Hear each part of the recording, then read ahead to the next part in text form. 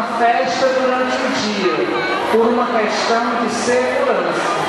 Está cada vez mais complicado à noite aqui no nosso bairro. Então nós achamos que fica muito arriscado abrir os portões da escola e entrar todo mundo à noite. Durante o dia fica mais fácil de controlar. Então assim, algumas pessoas acham que bom é à noite, né? Nós também gostamos de festa à noite, mas antes do nosso gosto, a segurança das crianças. Então fica assim a nossa explicação e acolher com todo mundo.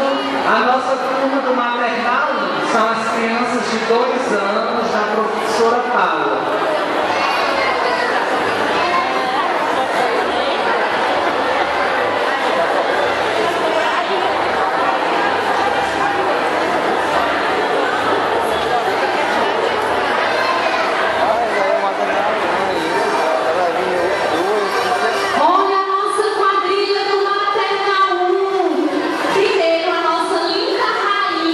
Ana Júlia e Arthur.